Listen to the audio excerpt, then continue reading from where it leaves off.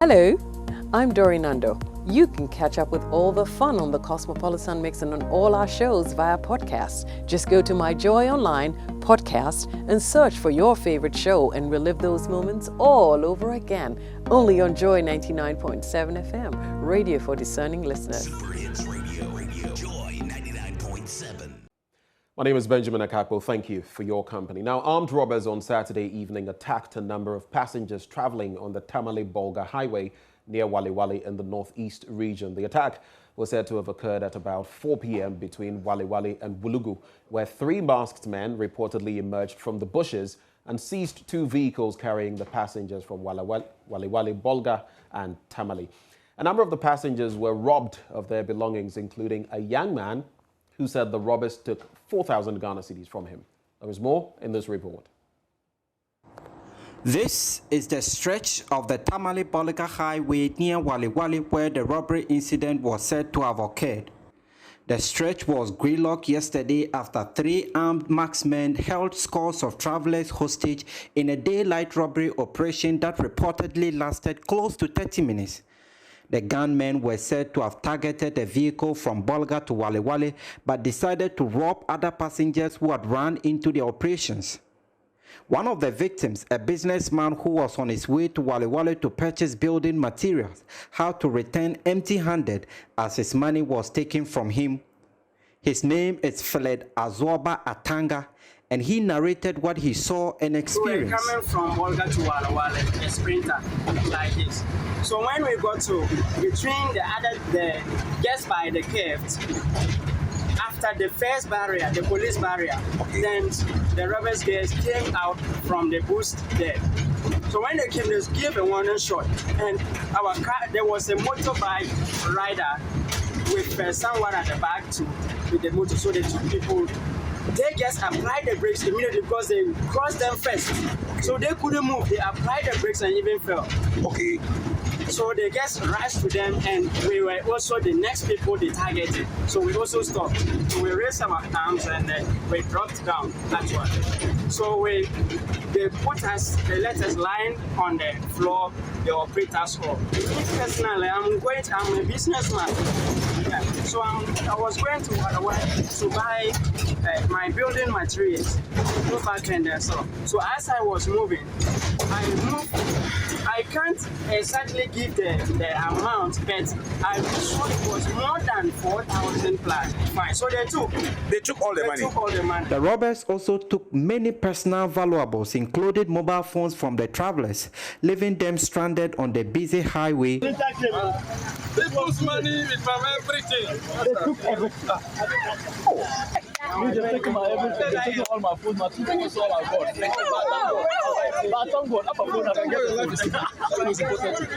The incident also left some of the passengers, especially the women, terrified. Oh Jesus! Oh Jesus! More passing! No! Oh Jesus! Oh Jesus! But there was also an outrage. The passengers were angry that the police failed to respond timely, although the attack occurred near 2 police checkpoints. The passengers claimed police officers at one of the checkpoints told them they had no bulletproof vest and that they were waiting for their colleagues from the anti-terrorist unit to arrive from Wali Wali. Oh,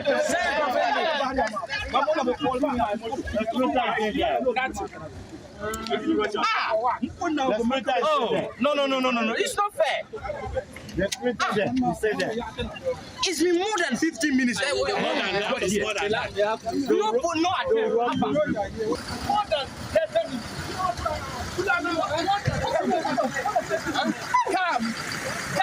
They were Fulani people.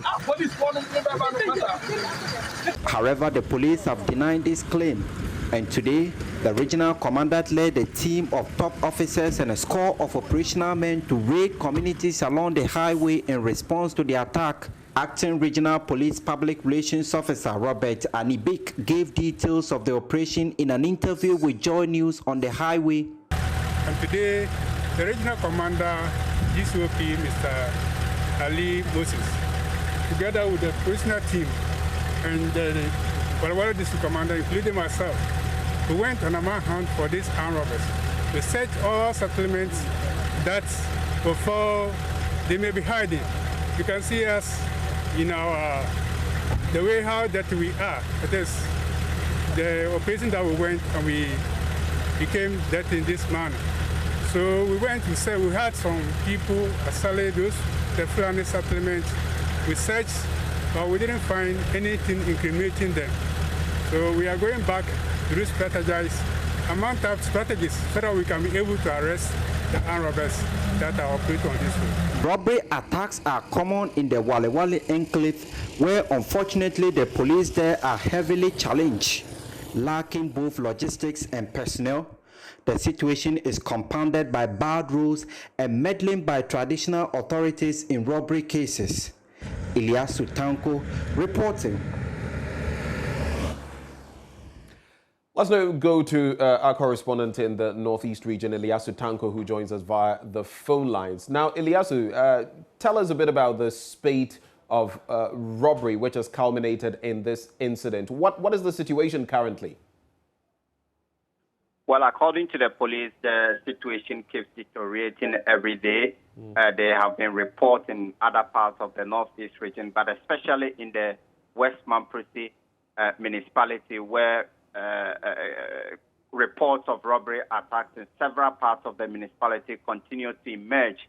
And so it's been a tough situation for the security forces here, and they have really admitted it. And they also say that they are putting in measures to ensure that they will be able to counter this menace. What measures specifically have they been able to share? What exactly they've been doing to, counteract the menace, like you're saying? Well, the police here, they are very heavily challenged. Yesterday, I was with them in this particular operation. They were lamenting the challenges, how it's affecting the prevention of crime in the region as a whole. And they have been calling for retooling of the service in the region, especially bringing in more men and vehicles. I tell you that the Wale Wale municipality has only 2 vehicles for patrols to patrol the entire municipality. And in other parts, in other districts where there's not even police station, for instance, in the Mamprogo Mwadori district, the Cherponi area, which also lack vehicles as well. And so they are calling on authorities, and they have said that they have tabled these concerns to the Ministry of Interior and other high authorities. And so they are expecting that they will be able to get personnel, first of all, and also logistic vehicles to be able to counter this menace. So that is from the police end of things. In your interactions with members of the community and even those affected, what have they been telling you? Well, some of the communities here are not able to travel to their communities beyond 6 p.m., and that is the worry. Mobile money vendors are also not able to operate beyond 7 p.m. And so to them, they are also joining the call by the police for the authorities to retool the service in the region so that they will be able to prevent crimes, especially highway robberies in the region. Well, that is my colleague, Ilyasu Tanko. Thank you so much for connecting with us, and we'll stay in touch for more details. Let's move on now to the next story. And 2 heavy Burkina Faso articulated trucks traveling from 2 opposite sides of the road crashed Sunday dawn at Benkura near Buipe in the central Gonja district of the Savannah region, causing huge vehicular traffic. Over 100 vehicles have been held up in traffic, bringing major activities to a halt. Let's join our correspondent, Isaac Nonya, for updates. Isaac, if you can hear me, what is the latest that you can share as far as this situation is concerned? Any resolution yet? Hello, Isaac. Hello. Great. So now that you can hear me, I'm asking, has there been any resolution to this situation yet? I can still see piles of vehicles in there. Any resolution yet? Yes, there is a temporary resolution in the sense that the initiative put in place by passengers and drivers is that, both sides have an agreement that, look, allow 20 or 30 vehicles to maneuver their way out from the opposite side and the vice versa. And, the vehicle will line up close to 2 kilometers from both sides. That's how heavy the traffic was as of yesterday. By between 3 and 6 p.m. last night, based on that initiative, we have a good number of ones. About 600 to 700 vehicles have moved. And somewhere last night, when the 3 military men who were in transit and ran into the problem, when they also accessed the police also withdrew really one MTTU officer who was between 9 and 12 p.m. So this morning they have returned, and I will speak now. It is raining heavily here in the area.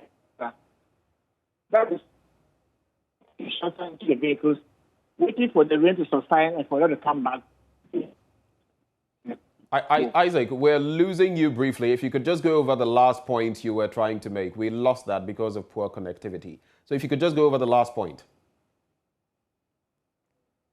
Well, it appears we're struggling with the connection to Isaac Nonya, who is actually giving us the updates there. But he is speaking of some temporary resolution that has been brought to bear. Hopefully, it can move beyond that so that the entire situation can be remedied. Isaac, can you hear me now? Isaac, great. So we were losing you at a point. I just want you to go over the last point you were making. You say yes. There's been some temporal solution that has been found. Yet what? Yes, the temporary solution has allowed a lot of vehicles to move from both sides.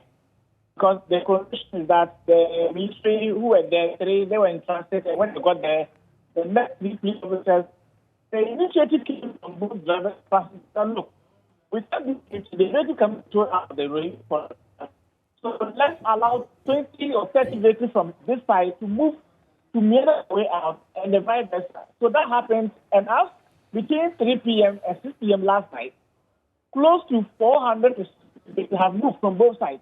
But due to the intensity of the problem, you realize that 2 kilometers far apart, that was the distance that the vehicles have lined up on both sides, especially from Accra, Kumasi, to Tamale.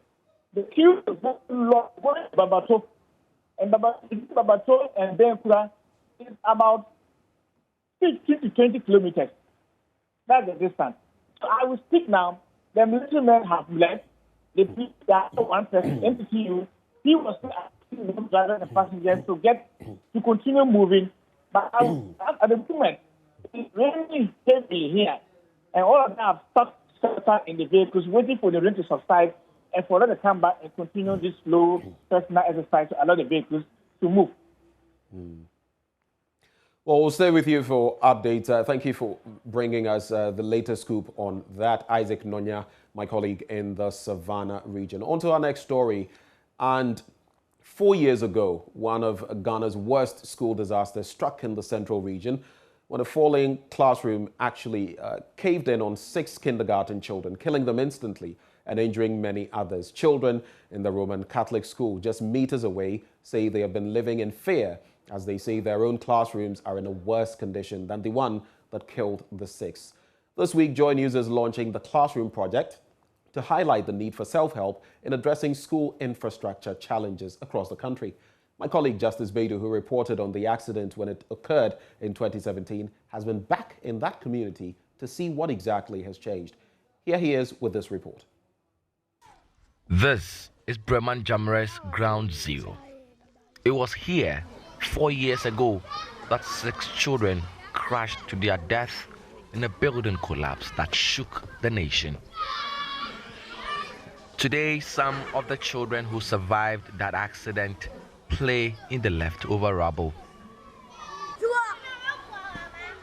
JoyNews' coverage of the disaster moved non-governmental organizations to build the structure which now houses some of the children.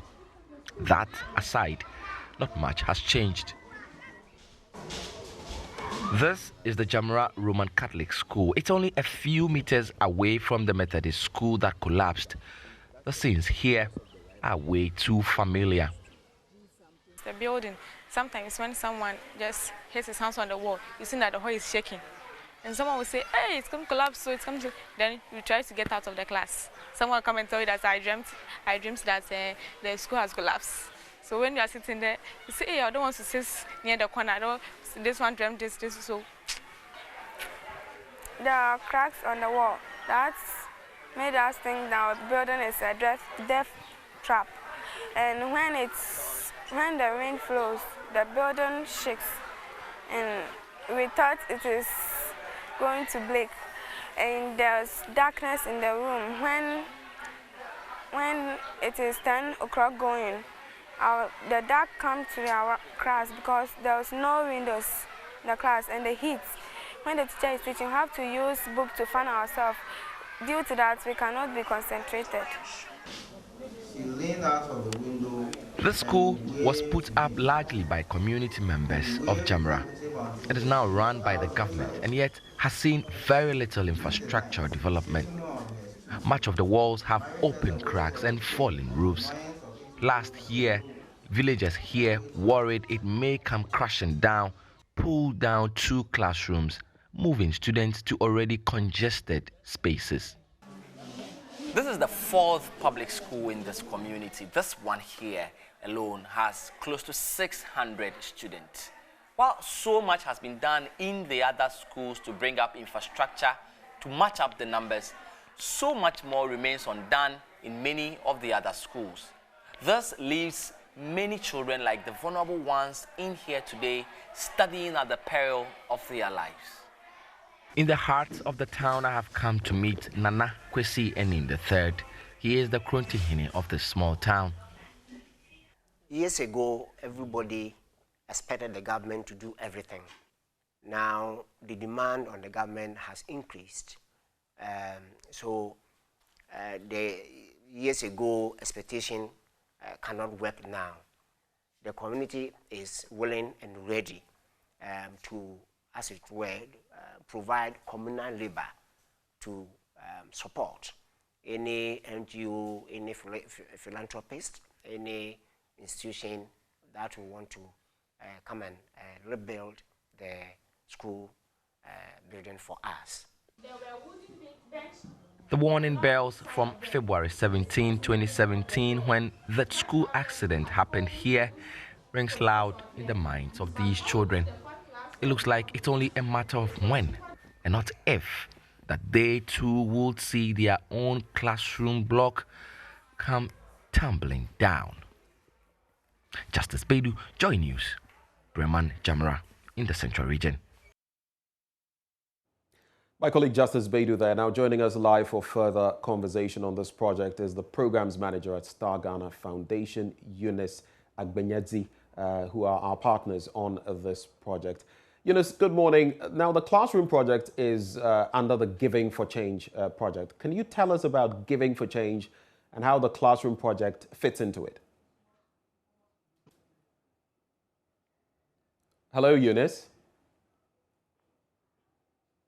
So we shall try to get interactive with Eunice and get the take of her foundation, the Star Ghana Foundation, on this specific project as they seek to aid, erect these classrooms once more so that the children can actually be saved from any unfortunate incidents. Eunice, a very good morning to you. Thank you for joining the conversation. So like I was saying earlier, this project, the classroom project, is actually part of, this initiative that you have started. How exactly does it feed into the Star Ghana Foundation initiative? Thank you very much for having me. And good morning to your viewers. And we've started under a project we call the Giving for Change project. And the Giving for Change project is based on the principle that we need a vibrant civil society, we need a free press that enables citizens to come together and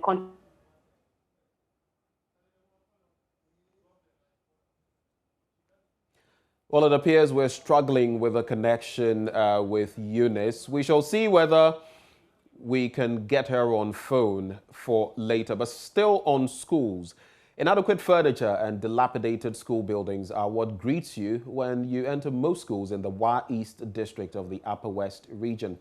Many of the pupils sit and write on the rough, dusty, bare floor, while the few lucky ones who have dual desks have more than the number required sit on them.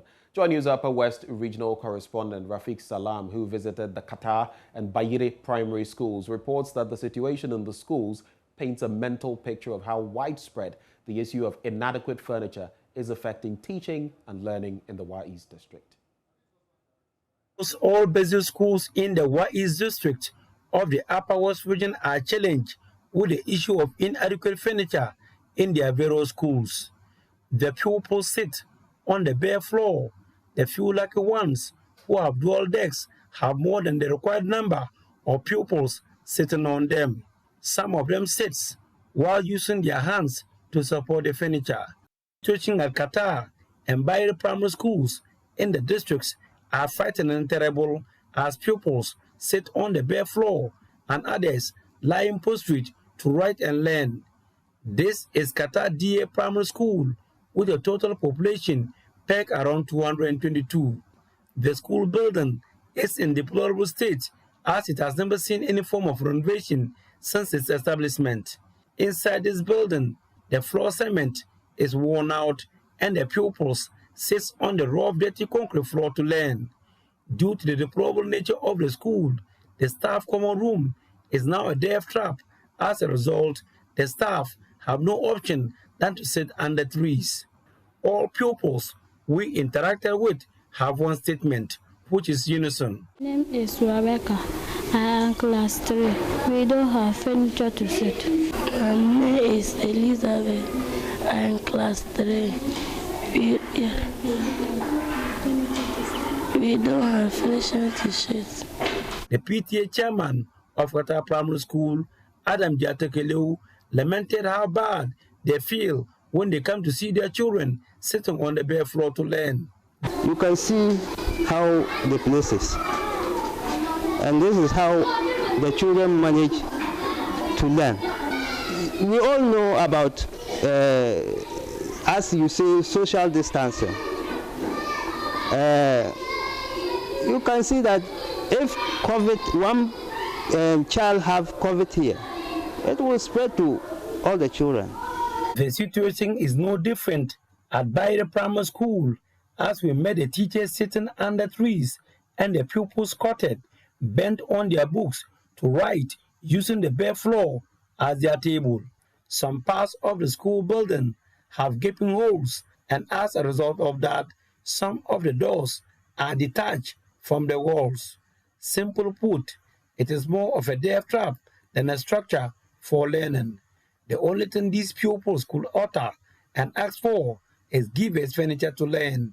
The lack of furniture at the school, according to a member of the Bayre Primary School Management Committee, Dauda Idrisu, has contributed largely to many of the pupils absenting themselves from the school, which goes on to affect the school's enrollment. Okay, as you can see, look at the time you people arrive here. Now you realize that all our children, they have run back to the house. Due to what? Because we see when the child dressed nice from the house, coming to the school, realize that there's no any chair for the person to sit down. The person feel like going back to the house, doing other things than to come and waste his time and sit here. So, and we are thinking that like we have these furnitures and other things, it will help a lot, and then that even encourages students to come to school. The situation at the two schools paints a mental picture of how widespread pupils in the Wa East district struggles lying on the rough, dirty, bare floor in search of education. 2021 budget, we have factored in procurement of furniture. I think we have allocated something for the procurement of furniture to the schools. I know the problem cannot be solved at a go because actually we have run short of furniture in the schools. But as we continue to be producing and supplying to the schools, with time, I think the schools will all be okay with the furniture, and then all the children will. And we reconnect with Eunice from the Star Ghana Foundation. Now they are aiding the classroom project. So Eunice, the question I was posing to you earlier, can you tell us about the Giving for Change program and how the classroom project fits into it? So the Giving for Change project is a global initiative that is implemented across 3 continents and 8 countries. And Ghana is one of the countries, and Star Ghana Foundation is the anchor institution. Basically, the Giving for Change project seeks to strengthen civic space through promoting domestic resources mobilization. And it is anchored on the principle that in every community there are resources. There are people, there are ideas, and there are also other forms of resources, for example, money. And so the idea about Giving for Change is to support communities to harness all the assets, all the resources they have in, responding to any challenge that they have. So we've seen how, especially in the central region, that case we're speaking of where the classroom building caved in on 6 people, community members are willing to actually lend their labor. But in the end, what do we seek to achieve with this project, and how soon are you hoping to roll out? The project has begun rolling out, and multimedia is one of our partners. We are working with other partners in other regions of Ghana. Basically, we want to increase awareness among communities, among citizens on philanthropy, giving for social change. And the communities we come from, we live in those communities. And we as, citizens have some kind of responsibility towards, mobilizing ourselves, mobilizing our resources to meet immediate needs of the community. When we speak about local giving or local philanthropy, we are confronted with the challenge of so where lies government's role in this situation? Because government has, or the state has a social contract with its citizens. And our simple response is that we are collaborators in development. The state or the government has its role.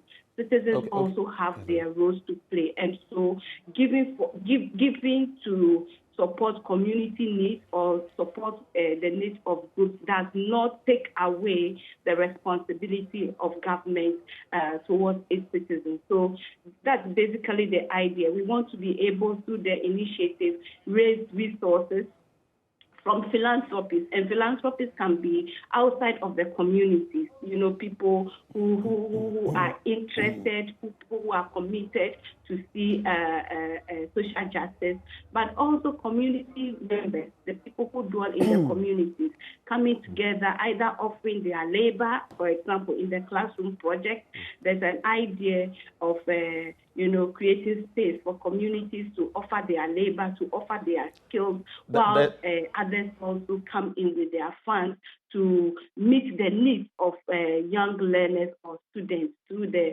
rehabilitation of classrooms. So basically, we want to raise funds domestically. We want to organize people to become active participants or active citizens in any development process in their communities, in our nation. Eunice, very briefly, what difference will the classroom project make in addressing the infrastructural challenges in the target schools? I think that it will create a safe school environment, in the sense that the infrastructure does not pose a threat to life of the learners. So once there's a safe learning environment, automatically it will improve, access. So learners will be willing to come to school. Teachers who are teaching would also will feel comfortable. Their lives will not be at risk or under any threat. So the safe school environment has some bearing on access to education as well as quality of learning, because the learners will be in the classroom in a conducive environment to receive any teaching that would come. But overall in the community, a school and the access to education means that, adequate human resource is produced to benefit the community and to benefit the region and our nation at large. Well, Eunice, thank you very much. Eunice is with the Start Ghana Foundation. From there, let's cross over to the Ashanti region, where the Director of Health, Dr. Emmanuel Tinkrang, has been engaging and talking about the rollout of COVID-19 vaccines in the region. Today, some of the children who survived that accident play in the leftover rubble.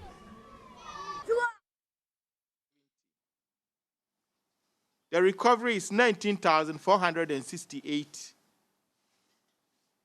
Unfortunately, we've lost 361 persons due to COVID in Ashanti region. Our total active cases as at now stands at 361. We have 18 persons on admission. 8 are very severe, 2 are moderate, and 1 is critical. So if you look at the last update, you realize that we are now getting to the tail end of our third wave. But we need to continue with what we're already doing by adhering to the protocols and then ensure that the vaccination program that we've started in Ashanti continued. We have been given a total of 70,300 doses of AstraZeneca, and we are going to start immunization of all those who couldn't get the opportunity to have their second dose. Those who had their first dose for AstraZeneca in Ashanti region were close to 100,000. But as at now, we've received a total of 70,500 doses of AstraZeneca. We are encouraging all those who couldn't get their second dose to patronize this one, because it's very important. And this vaccination is meant for those who have already taken their first dose AstraZeneca and are waiting for their second dose. So if you've taken Johnson & Johnson, or you've taken Sputnik, or you've completed your dose for AstraZeneca, or you've not been vaccinated at all, this one is not for you. This particular vaccination is meant for those who are waiting for their second dose AstraZeneca. And as I said, we will give it to all health workers and then the general public who has been given their first dose AstraZeneca. It's very, very important we do that.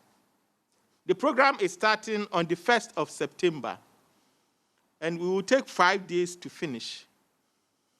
So we are encouraging everyone to take part.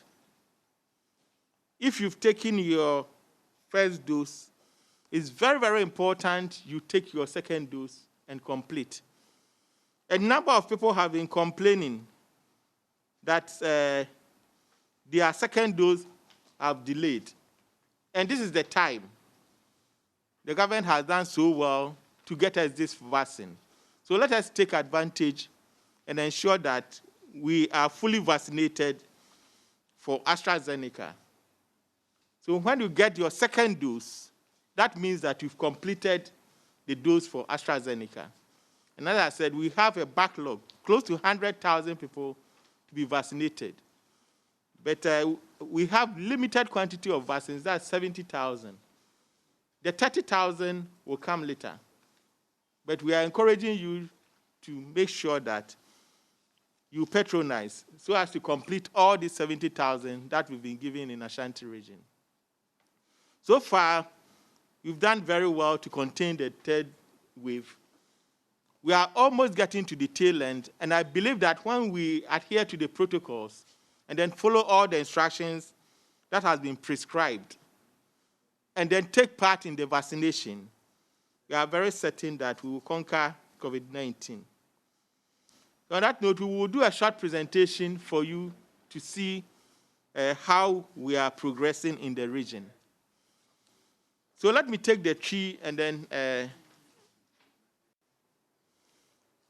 So this is the Ashanti region COVID-19 situation update as at week 34.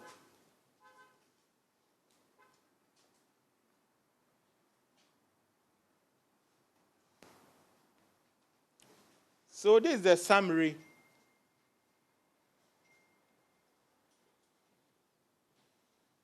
The new cases we've recorded from 2nd July to 27th August is 327. Total cumulative cases in Ashanti region stands at 20,170. Discharge and recovery is 19,464. We've lost 361 persons to COVID-19 in the region. And as at now, our active cases is 341.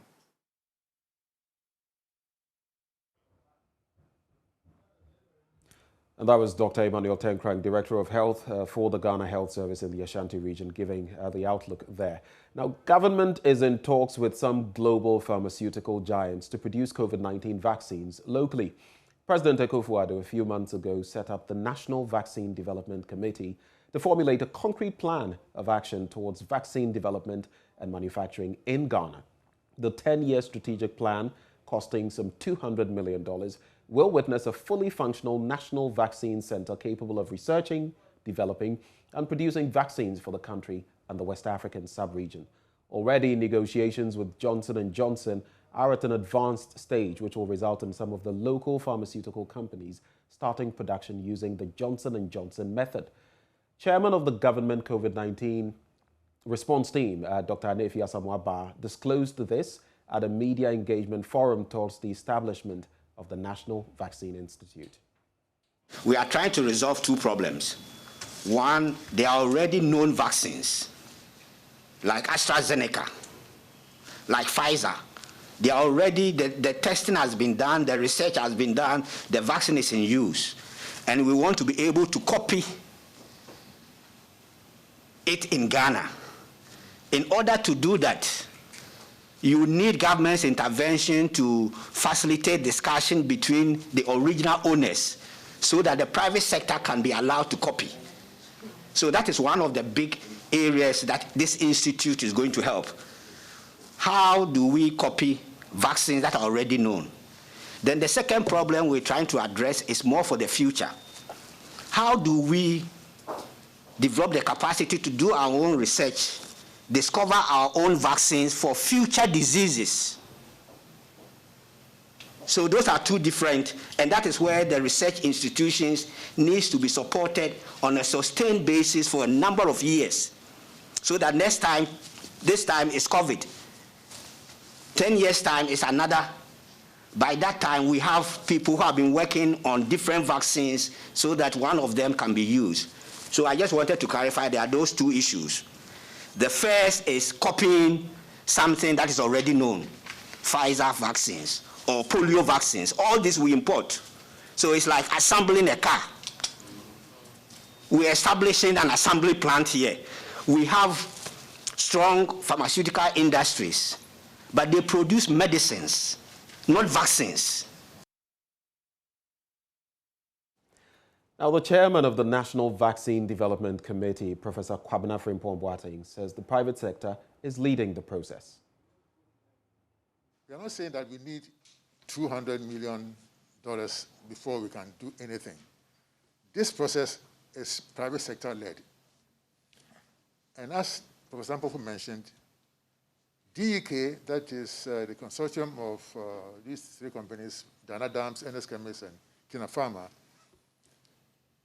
they've gone ahead to pay a deposit for a fill and finish plant.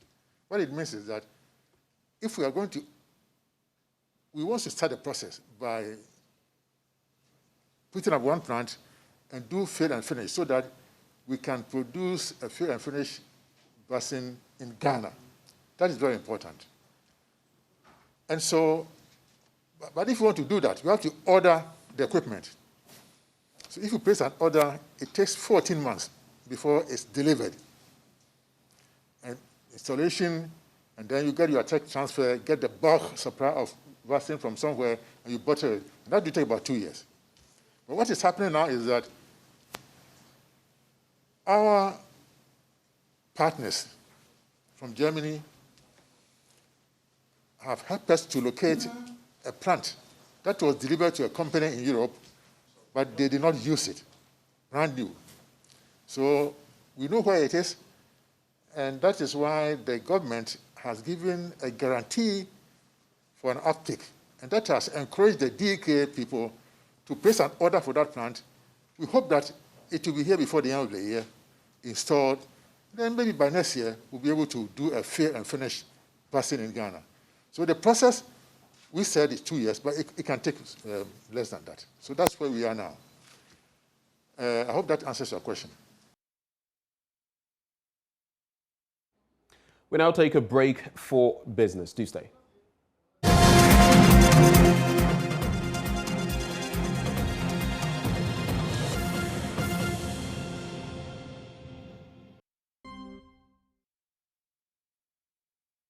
Hello, welcome to Business. My name is Darryl Kwao. The Chief Executive Officer of the Northern Development Authority, Sumaila Abdurrahman, has indicated that the authority has begun a stakeholder engagement in the 5 northern regions to streamline the mineral resource mining regime to ensure that mining companies are accountable to the people. He said the North has mineral prospects that need to be extracted sustainably. Here's more in this report. The Forum on Natural Resources brought together CSOs, government agencies, and members from these mining communities. Speaking at the forum, organized by Tama Universal, a policy think tank in collaboration with Ford Foundation, Mr. Abdurrahman said a stronger collaboration with the CSOs will ensure responsible natural resource mining. If you look at trends in the northern sector, we definitely have quite a number of natural resources all over the development zone. So sitting down to kind of build our skills and expertise on how to manage these resources will definitely help us to learn some of the great lessons from what has happened in other areas so that we can exploit some of these resources to the benefit of our people. And underpinning some of these things is a question of transparency and accountability. And I think that this is where partnering with our colleagues in the civil society organizations of which I am a part is very crucial. The administrator of the Minerals Commission in the Northern Region, Mohammed Sakibu, who read a speech on behalf of the regional boss, Samuel Jabba, said, as part of efforts to promote safe and responsible mining, the Commission has established regional officers to oversee mining activities in these regions. Ghana as a nation, the Chawa is blessed with abundant mineral resources, with diamond, gold, bauxite, and manganese still remain the major minerals.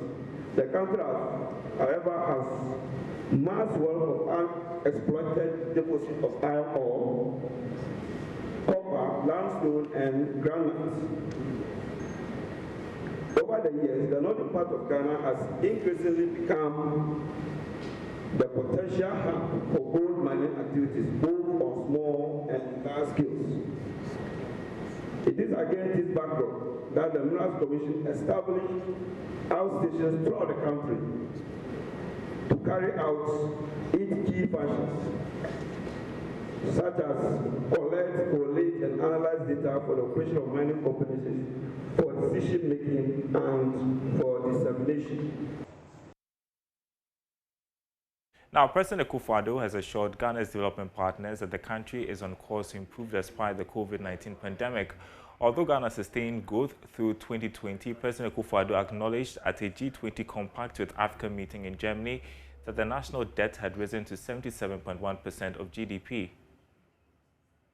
As one of the few economies to have recorded positive growth in 2020, Ghana has so far had a strong start to 2021, despite the ravages of the pandemic, with the economy recording a growth rate of 3.1% and 8.9% in the first and second quarters of this year, respectively, reflecting the impact of government's COVID-19 containment measures and recovery interventions.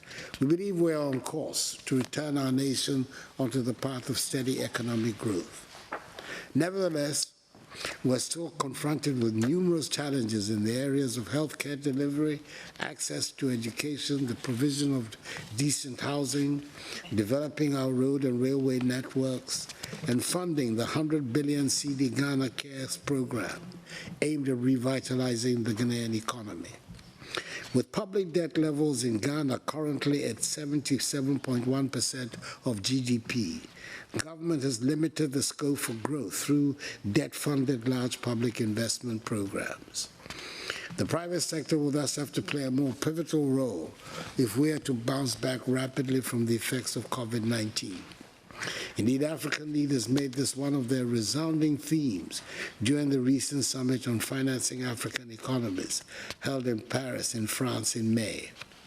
This, for me, is where the role of the G20 Compact with Africa initiative assumes even more urgency. The president in Berlin, Germany. That's it for business. Sports is coming up next. Time now for sporting action right here on Joy News Desk, and you know the usual culprit, Oreku Ampofo, is here. It's good to see you. Good to see you too. There's a lot going on, right, in the Black Stars squad and some reshuffling. I say reshuffling now, also. Yeah, tell us about that. I mean, yeah, we spoke about the COVID restrictions last week and how European teams might be reluctant to release their players to play in the red zone. Unfortunately, South Africa falls within one of them.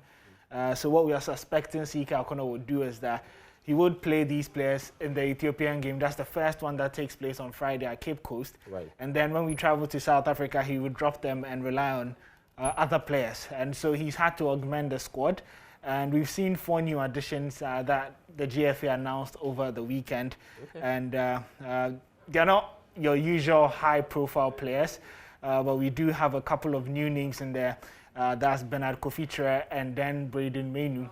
Both of these players were recommended by the new technical director, that's Bernard Lippe, and they play in the second division of Bundesliga. So it's a chance for them to prove themselves. So that's in Germany? Yeah, in Germany. Mm-hmm. And then we have a more familiar face in Joseph Edu, who last played for Ghana against Sudan in the Africa Cup of Nations qualifier. He plays for Celta Vigo. And then Yeboah, he's an interesting one. Got his call-up last year, had COVID, but then this time around he's been in form. So he's one of the few names who've been around, been through the youth systems and all that. So it's good reward, especially after he's been in fantastic form this season. This weekend he assisted us all playing in Poland. And so these are the 4 players that CK thinks he would need for that South African game especially. So we'll see how it goes.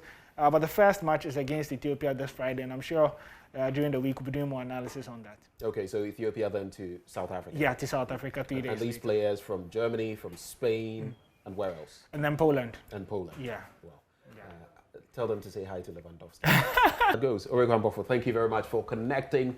And that's how we sew it up on Joy News Desk this morning. Don't you forget to go to myjoyonline.com to check out more stories. My name is Benjamin Akakpo. Do stay for the rest of our programming.